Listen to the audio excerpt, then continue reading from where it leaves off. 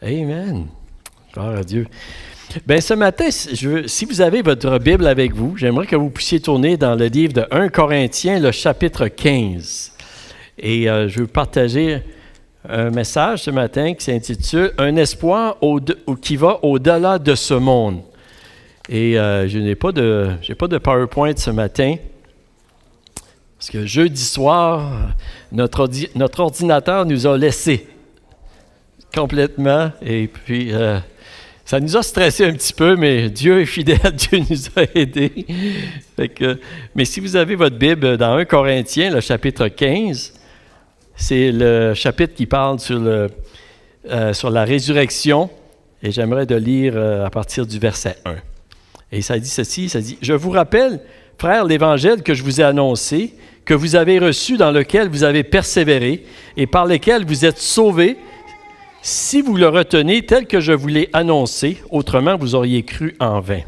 Je vous ai enseigné avant tout, comme je l'avais aussi reçu, que Christ est mort pour nos péchés, selon les Écritures, qu'il a été enseveli et qu'il est ressuscité le troisième jour, selon les Écritures, et qu'il est apparu à Céphas, puis aux 12. Ensuite, il est apparu à plus de 500 frères à la fois, dont la plupart sont encore vivants et dont quelques-uns sont morts. Ensuite, il est apparu à Jacques, puis à tous les apôtres. Après eux tous, il m'est apparu à moi comme à l'avorton, car je suis le moindre des apôtres. Je ne suis pas digne d'être appelé apôtre parce que j'ai persécuté l'Église de Dieu. Par la grâce de Dieu, je suis ce que je suis, et sa grâce envers moi n'a pas été vaine. Loin de là, j'ai travaillé plus que tous, non pas moi toutefois, mais la grâce de Dieu qui est avec moi. Ainsi donc, que ce soit moi, que ce soit eux, voilà ce que nous prêchons. Et c'est ce que vous avez cru. Or, si l'on prêche que Christ est ressuscité des morts, comment quelques-uns parmi vous disent-ils qu'il n'y a point de résurrection des morts? S'il n'y a point de résurrection des morts, Christ non plus n'est pas ressuscité. Et si Christ n'est pas ressuscité, notre prédication est donc vaine, et votre foi est vaine. Il se trouve même que nous sommes de faux témoins à l'égard de Dieu, puisque nous avons témoigné contre Dieu qu'il a ressuscité Christ, tandis qu'il ne l'aurait pas ressuscité si les morts ne ressuscitent point. Car si les morts ne ressuscitent point, Christ non plus n'est pas ressuscité. Et si Christ n'est pas ressuscité, votre foi est vaine. Vous êtes encore dans vos péchés, et par conséquent, aussi, ceux qui sont morts en Christ sont perdus. Et si c'est dans cette vie seulement que nous espérons en Christ, nous sommes les plus malheureux de tous les hommes. Mais maintenant, Christ est ressuscité des morts. Il est les prémices de ceux qui sont morts. Alléluia. Seigneur, merci pour ta parole, Seigneur Dieu, qui nous enseigne la vérité, qui nous enseigne tes voies. Et je prie ce matin que par ton esprit, Seigneur Dieu, tu puisses parler à chacun de nos cœurs concernant, Seigneur Dieu, la vie, Seigneur, que tu réserves, Seigneur, à tous ceux, Seigneur, qui mettent leur espoir en toi, qui croient en toi, Seigneur. Je te demande, Seigneur, et je prie que tu m'aides à partager ce message comme tu le veux, Seigneur, pour ta gloire, pour ton honneur, pour l'avancement de ton royaume. Merci, Dieu, et je te demande toutes ces choses dans le nom de Jésus. Amen. Amen. Vous savez, de nos jours, on entend parler des personnes, il y a des personnes qui vivent très longtemps. Quand je pense à ça, ça me fait penser à la grand-mère de José qui a vécu jusqu'à 107 ans. Ouais. Et il y en a quand même quelques-uns. Et en même temps, il y a des personnes, vous savez, qui meurent de toutes sortes de maladies. Il y en a qui meurent très jeunes. Et même si le progrès, même si la médecine, vous savez, a fait beaucoup de progrès, puis même si la technologie a fait beaucoup de progrès, la réalité de la mort, c'est encore inévitable. Ça peut frapper à nos portes à n'importe quel moment. Que ce soit à travers la maladie, un accident, peut-être la guerre, une fusillade, des persécutions, toutes sortes de choses. Est-ce qu'il existe une solution? Est-ce qu'il existe un espoir face à la mort qui est une réalité, vous savez, une réalité incontournable? Et c'est un rendez-vous, quelqu'un a dit, c'est un rendez-vous que nous avons tous, vous savez, et on s'en rapproche à chaque jour. Est-ce qu'il y a un espoir? Oui, il y a de l'espoir. Vous savez, la vie est précieuse, notre vie, et la plupart de nous tenons fortement à la vie. Hein? Et c'est un sentiment très sain de vouloir vivre que Dieu a mis en nous. C'est très, très sain. Et c'est la raison pourquoi, lorsque nous sommes malades ou on recherche pratiquement par tous les moyens de retrouver notre santé parce que nous désirons vivre. Et c'est une bonne chose, vraiment. Nous luttons contre le mal, contre la mort, vraiment, qui détruit la vie. Et on devrait encourager, supporter la vie et non la mort. Vous savez, et on devrait... et vraiment, c'est le devoir des médecins, des docteurs et tous ceux qui travaillent dans le domaine hospitalier, vraiment, c'est de supporter la vie. Et ça devrait être aussi, en fait, le devoir de ceux qui nous gouvernent. Amen, de vraiment encourager la vie. Et respecter et élever la valeur de la vie humaine, de l'embryon jusqu'au vieillard, et dans toutes les classes de la société, dans toutes les nations, c'est une chose très saine et primordiale pour le bon développement d'une société. Et c'est le cœur de Dieu, c'est le désir de Dieu, vous savez. Et c'est en protégeant la vie humaine, en respectant la liberté de chaque personne et en établissant des règles de justice et d'équité qu'une société peut vraiment connaître toutes les joies, le bien-être que Dieu voudrait déverser dans sa création. Et c'est le cœur de Dieu de nous bénir dans cette vie. Est-ce que vous croyez ça? C'est le cœur de Dieu de nous bénir dans cette vie ici, de nous accompagner, de nous aider, de nous diriger, de pourvoir à nos besoins, de nous pardonner, de nous relever, de nous transformer, de nous enseigner pour qu'on puisse profiter de la vie ici. Dieu aime ses enfants et il nous aime maintenant aussi. Et c'est le désir de Dieu. Dieu, il sait, vous savez, de quoi nous sommes faits. Il connaît nos besoins, nos inquiétudes, nos soucis. Et Dieu, il n'est pas seulement dans le ciel là, en se souciant de son règne, là, mais il se soucie aussi de chacun de nous. Dans son cœur, il y a une place pour chacun de nous. Il y a le prophète Ésaïe qui a dit ceci, en Ésaïe 57, au verset 15, ça dit « En effet, voici ce que dit le Très-Haut, celui dont l'habitation est éternelle et le nom saint. J'habite dans les hauteurs et la sainteté, mais je suis aussi avec l'homme brisé et abattu, afin de redonner vie à l'esprit abattu, afin de redonner vie au cœur brisé. »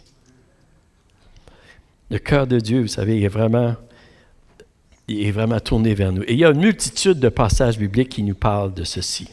Et en vous disant cela, je ne suis pas en train de vous prêcher un évangile là, de prospérité, en vous disant que si vous acceptez de croire en Jésus, que votre vie sera toujours facile et que vous allez devenir riche et que vous n'aurez jamais plus de douleur ou même jamais plus de maladie. Je ne suis pas en train de vous dire ceci. Et là, je vois que là, on pose des questions. Hein? Mais ce que je vous dis, c'est que Dieu, il connaît nos situations. Il connaît nos besoins aujourd'hui. Et il a promis d'être avec nous et de nous accompagner dans sa grâce. Amen. On n'a pas besoin de douter de ça. Nous ne devrions jamais douter de l'amour de Dieu pour chacun de nous. La Bible nous dit, si nous, on aime nos enfants, combien plus forte raison Dieu nous aime encore davantage. Et il nous l'a prouvé en donnant son Fils unique à la croix. Jésus, vous savez, il est mort pour nous. Mais qu'est-ce que je voudrais souligner ce matin particulièrement, c'est que Dieu, il n'est pas seulement intéressé dans notre vie terrestre, mais il est aussi intéressé dans notre vie après la mort. Il est aussi intéressé à quel endroit nous allons passer l'éternité. Amen. Il est vraiment intéressé à ça. Hein? Et ce que je veux dire aussi, c'est que la parole de Dieu nous enseigne que c'est que nous ne devrions pas concentrer notre espérance seulement dans cette vie, mais surtout et premièrement dans le monde à venir pour l'éternité. Et l'apôtre Paul, on l'a lu dans le verset 19, vous savez, il dit ceci, et je vais simplement le relire. Il dit, « Si c'est dans cette vie seulement que nous espérons en Christ, nous sommes les plus malheureux de tous les hommes. » Vous savez? Oui. Parce que notre espérance va beaucoup plus loin que cette vie ici. Et ce que je veux dire, c'est que nous nous réjouissons aujourd'hui, oui, de ce que Dieu fait au milieu de nous, dans nos vies, dans chacune de nos vies. On se réjouit de ce que Dieu, il répond à nos prières. Amen. Et qu'il rencontre une multitude de nos besoins. On se réjouit des miracles que Dieu fait à travers son peuple, à travers de nous, que nous voyons qu'il a fait dans notre vie. Jésus, il guérit les cœurs aujourd'hui, il libère les prisonniers, il transforme les vies brisées, il restaure, il guérit les corps malades, il donne la sagesse, il fait prospérer les humbles et les pauvres, et on lui rend grâce, et on le loue pour tout ce qu'il fait. Et on se réjouit pour tout ce qu'il fait. Amen. Dieu est bon, oui. Mais nous ne devons pas oublier que ce qui fait notre plus grande joie et qui devrait être la source première et fondamentale de notre espoir, de notre joie, c'est l'espoir de la résurrection avec Jésus-Christ, l'espoir de la vie éternelle avec Jésus. Êtes-vous avec moi ce matin? Vous savez, parce qu'un jour ou l'autre, à moins que Jésus vienne nous chercher, on va tous y passer. Et les gens qu'on nous aimons autour de nous aussi, ils vont tous y passer. C'est un rendez-vous, on s'en va tous dans cette direction-là, vous savez. Mais notre joie, notre plus grande joie, vous savez, c'est que nous allons vivre éternellement avec Jésus dans un corps glorifié qui ne sera plus jamais malade, qui ne sera plus jamais faible, un corps semblable à celui de Jésus qu'on voit dans les Écritures lorsqu'il est ressuscité. Puis là je peux pas m'empêcher. C'est-tu pas merveilleux? Et vous savez, cette vérité-là, cette vérité, cette source de joie-là, elle s'applique universellement sur toute la planète. Dans les pays comme la Corée du Nord, disons, là, où bien des chrétiens sont mis à mort à cause de leur foi, là, est-ce qu'ils peuvent se réjouir, eux autres aussi? Oui, ils peuvent se réjouir, vous savez. Ils peuvent se réjouir, puis ils peuvent être joyeux, les gens les plus joyeux, parce que leur espérance, vous savez, elle n'est pas dans ce monde ici seulement, mais elle est pour l'éternité. Des pays comme l'Iran, où il y a beaucoup de persécutions contre les chrétiens, vous savez. Des pays où ils vivent, où il y a beaucoup de pauvreté, même. Cette vérité ne change point. Ne change point. Et un jour, vous savez, quelle que soit notre condition terrestre, tous ceux qui ont mis leur espoir et leur confiance en Jésus-Christ pour leur salut, nous allons partager la richesse abondante de la grâce de Dieu en Jésus-Christ pour vivre éternellement avec lui dans un royaume de gloire. Amen. Quelle que soit la condition, vous savez, qu'importe les personnes qui sont qu'importe leur statut social, qu'importe qu'ils soient libres ou esclaves, riches ou pauvres, ça ne fait pas de différence. Nous allons participer dans ce royaume-là. Jésus a dit, vous savez, c'est moi qui suis la résurrection et la vie. Celui qui croit en moi vivra même s'il meurt. Alléluia. Et un jour, vous savez, tous ceux qui n'auront pas accepté de mettre leur espoir en Jésus pour leur pardon de leurs péchés, quelle que soit leur condition terrestre, la Bible nous dit qu'ils vont périr dans un lieu rempli d'angoisse et de grincement de dents. C'est ça que la Bible déclare. Ils vont être séparés de Dieu, de sa présence glorieuse. Vous savez, Jésus a dit, je suis le chemin, la vérité et la vie. Nul ne vient au Père que par moi. Il n'y a pas d'autre nom par lequel nous pouvons être sauvés. Jésus à la croix a pris la condamnation de notre péché. Si nous l'acceptons qu'il a fait pour nous, si nous le croyons qu'il est mort, oui pour ça, et qu'il est ressuscité, la Bible nous dit que nous serons sauvés. Nous avons la vie éternelle. On n'a rien à craindre. Et ça, c'est notre plus grande joie. L'apôtre Paul, je veux juste regarder quelques instants à l'exemple de l'apôtre Paul, vous savez. L'apôtre Paul, lorsqu'il écrit aux Philippiens, il est en prison. Hein? Il est en prison, puis si vous regardez, si vous avez étudié un peu la vie de l'apôtre Paul, là, c'était pas toujours facile.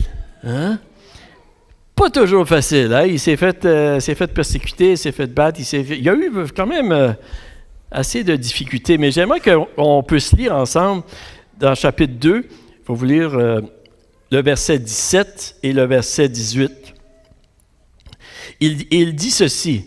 Il dit, « Même si je sers de libation pour le sacrifice et pour le service de votre foi, je m'en réjouis et je me réjouis avec vous tous. Vous aussi, réjouissez-vous de même et réjouissez-vous avec moi. » Il était en prison, mais il y avait de la joie. Hein? Et dans le chapitre 1 et au verset 20, j'aimerais de lire ceci aussi. L'apôtre Paul, il dit, « Selon ma ferme attente et mon espérance, que je n'aurai honte de rien, mais que maintenant, comme toujours, Christ sera glorifié dans mon corps avec une pleine assurance, soit par ma vie, soit par ma mort. Car Christ est ma vie et la mort m'est un gain. Mais s'il est utile pour mon œuvre que je vive dans la chair, je ne saurais dire ce que je dois préférer. Je suis pressé des deux côtés. J'ai le désir de m'en aller et d'être avec Christ, ce qui est le meilleur. Mais à cause de vous, il est plus nécessaire que je demeure dans la chair. » On voit ici que l'apôtre Paul, pourquoi qu'il pouvait toujours conserver cette joie-là, soit qu'il était en prison, soit qu'il était dans toutes sortes de circonstances, vous savez, c'est parce que pour lui, son espoir premier était dans la résurrection, en Jésus-Christ. Il dit, la mort m'est un gain. Si vous me... Je sais, on ne veut pas mourir, puis je suis sûr que l'apôtre Paul ne voulait pas mourir lui non plus, puis il ne cherchait pas le trouble, tu sais. Mais il y avait cette joie-là à l'intérieur de lui. Je disais cette semaine quelque chose qui était intéressant, et ça comparait le bonheur avec la joie. C'est-à-dire, le bonheur, vous savez, c'est quand toutes les choses vont bien. Dans ta vie, tu peux avoir le bonheur. Mais c'est-à-dire, la joie, par exemple, c'est une chose qui est plus profonde. On peut avoir de la joie même dans les épreuves. Et c'est cette joie-là que Dieu veut nous donner, une joie à travers toutes circonstances. Amen. Il veut nous donner une paix qui surpasse toute intelligence. Et c'est en Christ, en Dieu, que nous pouvons avoir cette paix-là. Et c'est de même par la joie aussi, lorsque notre espérance est premièrement fondée dans ce que Jésus a fait, dans la résurrection, vous savez. Et l'apôtre Paul dit, la mort m'est un gain. Est-ce que, je vous poserai la question aujourd'hui, est-ce que vous pouvez dire ceci? Je ne veux pas que vous mourrez, la personne vous mourrez. Tu sais, mais c'est notre espoir et c'est notre plus grande joie. C'est notre plus grande joie. C'est pas bien. L'apôtre Paul, il dit également, je veux vous dire un autre passage dans 2 Corinthiens au chapitre 1 et le verset 8 et 9. Il dit ceci. 2 Corinthiens, le chapitre 1 et le verset 8 et 9. Il dit ceci, il dit, « Nous ne voulons pas, en effet, vous laisser ignorer, frères, au sujet de la tribulation qui nous est survenue en Asie, que nous avons été excessivement accablés au-delà de nos forces, de telle sorte que nous désespérions même de conserver la vie. Et nous regardions comme certains notre arrêt de mort, afin de ne pas placer notre confiance en nous-mêmes, mais de la placer en Dieu qui ressuscite les morts. » Alléluia. Vous savez, Paul y mettait son espérance dans la résurrection. Et ça lui donnait la joie, ça lui donnait le courage aussi. Hein? Et en fait, lorsqu'il écrit aux Romains, dans Romains 8, il dit ceci, au verset 17, il dit « Or, si nous sommes enfants, nous sommes aussi héritiers de Dieu et co-héritiers de Christ, si toutefois nous souffrons avec lui, afin de prendre aussi part à sa gloire. » Il dit, « J'estime que les souffrances du moment présent ne sont pas dignes d'être comparées à la gloire qui va être révélée pour nous. » Amen. Vous savez. Et c'est important pour nous, c'est vraiment, c'est ça que je veux partager ce matin, c'est important pour nous que nous ne perdions pas cet objectif-là, cette perspective-là dans notre vie. Amen. Parce que la vie n'est pas toujours facile. Parce que la vie n'est pas toujours facile. On peut rencontrer toutes sortes d'obstacles, toutes sortes de... Oui, c'est vrai, vous savez. Et c'est facile de perdre notre joie. Mais on peut avoir la joie même à travers les épreuves que nous vivons. L'apôtre Paul, il était joyeux, il ne perdait pas courage parce que son espoir premier était dans la résurrection. Et c'est pareil pour nous. Pour avoir le courage de persévérer, la joie, il faut que notre espoir soit premièrement dans la résurrection. Sans négliger que Dieu est avec nous ici, là. J'espère que vous me comprenez, là. Sans négliger que Dieu est concerné pour nous ici, là. Et pour nous, pour notre famille, pour notre bien-être, ça change pas, ça. J'aimerais de lire un autre passage lorsque l'apôtre Pierre écrit aux chrétiens dans son époque, dans 1 Pierre, le chapitre 1, et je vais lire quelques passages ici dans 1 Pierre, au verset 3, le verset 9. Et lorsque Pierre écrit aux chrétiens, à ce moment-là, c'était pas facile pour les chrétiens. Il y avait beaucoup de difficultés et il était persécuté. Puis c'était, en fait, il les écrit pour les aider à travers leur souffrance. C'est ça qu'il passait au travers. Vous savez? Puis, qu'est-ce qu'il leur dit? Est-ce qu'il leur dit qu'ils devraient être tous découragés? Non. Il leur dit ceci au verset 3. Il dit, « Béni soit Dieu ». Chapitre 1, verset 3, il dit « Béni soit Dieu, le Père de notre Seigneur Jésus-Christ, qui, selon sa grande miséricorde, nous a régénérés pour une espérance vivante, par la résurrection de Jésus-Christ d'entre les morts, pour un héritage qui ne peut ni corrompre, ni souiller, ni flétrir, lequel vous est réservé dans les cieux. À vous qui, par la puissance de Dieu, êtes gardés par la foi pour le salut prêt à être révélé dans les derniers temps. C'est là ce qui fait votre joie. Quoique maintenant, puisqu'il le faut, vous soyez attristés pour un peu de temps par diverses épreuves, afin que l'épreuve de votre foi, plus précieuse que l'or, périssable, qui cependant est éprouvée par le feu, ait pour résultat la louange, la gloire et l'honneur lorsque Jésus-Christ apparaîtra. Lui que vous aimez sans l'avoir vu et que vous croyez sans le voir encore, vous réjouissant d'une joie ineffable et glorieuse. Parce que vous obtiendrez le salut de vos âmes pour prix de votre foi. Une joie ineffable, vous savez. Et de même, pourquoi est-ce qu'ils pouvaient se réjouir, vous savez? C'est parce qu'ils savaient. Ils savaient qu'ils avaient un héritage qui ne pouvait pas se corrompre. Et ils avaient aussi une vie éternelle qui était devant eux, pour l'éternité. Qu'importe ce qui arrive. Et le monde ne pouvait pas les enlever, cette richesse-là. Et ça, ça dit une joie ineffable. Hein? Ça. Vous savez,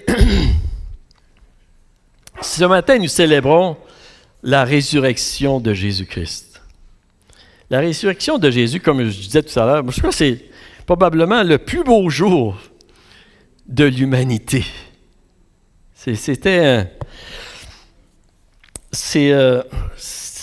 Parce que ça nous donne un espoir véritable. Jésus a vaincu la mort.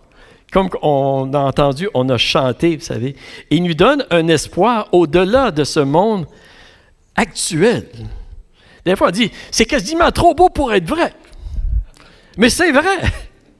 C'est vrai, vous savez. Et est-ce que nous le croyons réellement, vous savez?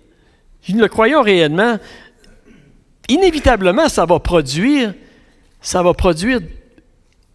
de la joie en nous. Êtes-vous joyeux ce matin? Est-ce que ça produit de la joie en vous, par Jésus-Christ, parce qu'est-ce qu'il a fait à la croix, par sa résurrection, que vous allez vivre éternellement dans la gloire? On va chanter encore. Daniel, tu vas chanter encore, puis je suis sûr que tu vas encore avoir ta grosse voix basse, là. On va se réjouir. On va régner avec Jésus pour l'éternité. Amen. Nous allons être différents. Oui, la Bible nous dit, nous allons être encore nous, on va être encore nous-mêmes, mais on va être dans un corps glorifié. Comme Jésus a eu un corps glorifié, on ne sera pas juste comme dans l'air, là, et Jésus, il a même mangé avec ses disciples. Pour ceux qui aiment manger, là, on va manger encore. Amen. Et ça va être bon. Puis ceux qui aiment cuisiner, là, vous allez cuisiner aussi. Alors, ceux qui n'aiment pas cuisiner, là, il va y avoir quelqu'un pour cuisiner pour vous autres, OK? Mais vous savez, c'est ça. Et c'est sûr que ça l'a produit une grande joie, vous savez, dans les disciples lorsqu'ils ont vu Jésus ressuscité. C'était difficile à croire. Ils ont eu de la misère à croire. C'était pas facile à croire, mais juste imaginez-vous quelques instants là, la réaction que les premiers disciples ont pu avoir lorsqu'ils ont vu Jésus qui était ressuscité. Puis ça a pris du temps là, avant que... Puis à un moment donné, ils ont compris. Mais juste pour vous donner une petite comparaison, imaginez-vous là, si vous constateriez le décès d'une personne, il y a peu de pouls, puis là, la personne est décédée, vous préparez ses funérailles, la personne est dans la tombe, et vous la veillez pendant 2-3 jours, tu sais, il y a la veille, puis là, c'est la journée des funérailles, puis dans la journée des funérailles, vous arrivez pour apporter le cercueil pour les funérailles, puis le cercueil est vide. Et là, aïe, où est-ce qu'il est? Hein? Et là, tout d'un coup, tu te vires de bord, puis tu vois la personne qui est là, debout, à côté de toi, tu sais, puis qui dit « Hey! C'est moi! » Comment réagisseriez-vous? Wow! Peut-être que vous auriez un petit peu de difficulté. Je suis en train de rêver, là. Je suis en train de... C'est sûr que c'est difficile à croire. Puis nous aussi, ça serait un peu... Et je suis certain que ça changerait votre vie. Ça changerait notre vie. On n'oublierait pas ce moment-là.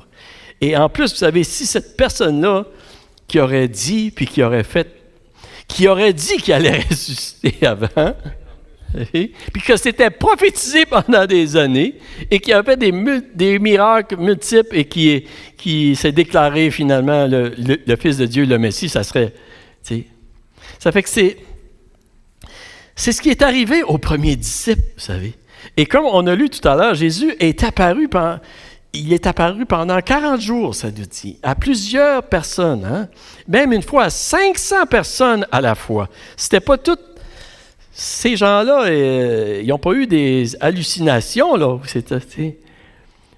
Et il y en a plusieurs qui étaient encore vivants, même lorsque Paul a écrit.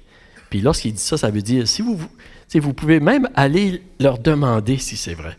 C'est vrai, oui, Jésus est réellement ressuscité. Il a vaincu la mort et il nous donne l'espoir de la vie éternelle. La résurrection de Jésus, c'est la preuve que Jésus a vaincu la mort, qu'il est réellement ce qu'il a dit qu'il était.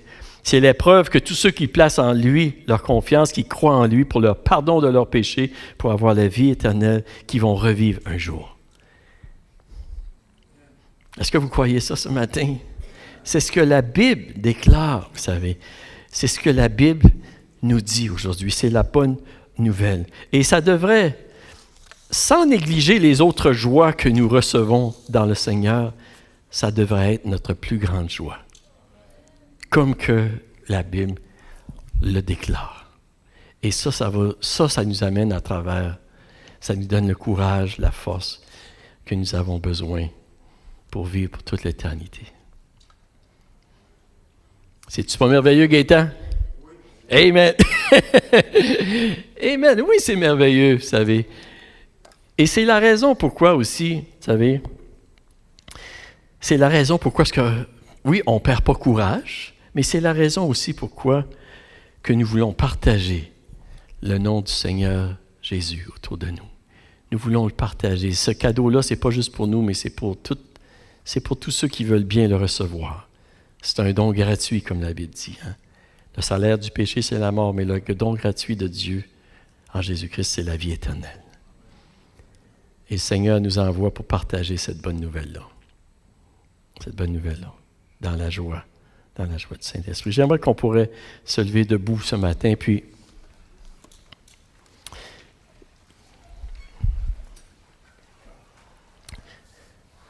j'aimerais que l'on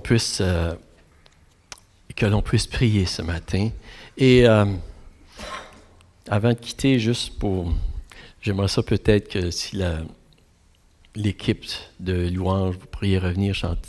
J'aimerais qu'on pourrait chanter Christ est roi encore une fois ce matin, parce que c'est vraiment ça le message de Dieu. Alléluia. Amen. Amen. Je vais vous laisser vous avancer de cette façon. Alléluia, Seigneur. Merci, Seigneur. Vous savez, il y a des choses qui sont importantes dans la vie. Très importantes. La chose la plus importante, vous savez, c'est que les gens puissent connaître Jésus-Christ comme leur sauveur personnel dans leur vie. C'est la chose la plus importante. Parce que l'éternité, c'est ça qui détermine où ce qu'ils vont passer l'éternité. Alléluia, Seigneur. J'aimerais qu'on puisse, on va prier ensemble ce matin. Seigneur, merci, Seigneur. Merci que tu ne nous as pas laissés, Seigneur. Que tu ne nous as pas délaissés, Seigneur Dieu, dans nos péchés, Seigneur. Dans notre rébellion contre toi, Seigneur. Mais merci que tu es venu, Seigneur, pour nous sauver, pour nous donner la vie, Seigneur. Parce que tu nous aimes, oui, car Dieu a tant aimé le monde qu'il a donné son Fils unique, afin que quiconque croit en lui ne périsse point, mais qu'il ait la vie éternelle. Je prie ce matin, Seigneur, s'il y a des gens dans ce lieu, Seigneur, qui ne t'ont jamais accepté dans leur vie comme leur sauveur, je prie, Seigneur, que par ton esprit, Seigneur, tu le révèles, Seigneur, ce que tu as fait pour eux à la croix, Seigneur. C'est ma prière, Seigneur, que tu puisses, Seigneur, les attirer à Jésus-Christ, afin qu'ils reçoivent, Seigneur, ton amour, qu'ils te reçoivent comme leur sauveur et qu'ils puissent recevoir la vie pour l'éternité, Seigneur. Ce matin, peut-être vous êtes ici puis vous n'êtes pas certain ce matin. Vous n'êtes pas certain peut-être si vous avez vraiment la vie éternelle. Vous n'êtes pas certain si vous avez vraiment reçu Jésus-Christ comme votre sauveur dans votre vie, dans votre cœur. Si vous n'êtes pas certain ce matin, mais vous voulez être certain et vous voulez déclarer aujourd'hui votre foi au Seigneur, puis dire oui Seigneur, je crois en toi Seigneur. Je te reçois comme mon sauveur. Je mets ma confiance en toi. Si c'est votre prière ce matin, vous voulez être certain, je vais vous encourager simplement de lever votre main avec moi devant le Seigneur ce matin. Amen. Je vois vos mains ce matin. Amen. Et j'aimerais que vous puissiez avec moi répéter cette prière au Seigneur et faites-le de votre cœur, de tout votre cœur ce matin. Et la Bible nous dit que si nous croyons que Jésus-Christ, qu'il est mort et qu'il est ressuscité, si nous le confessons de notre bouche, que nous serons sauvés. C'est la Bible qui le déclare et c'est vrai. Je vous encourage de répéter avec moi ce matin. Seigneur Jésus, je viens à toi ce matin. Je crois que tu es mort sur la croix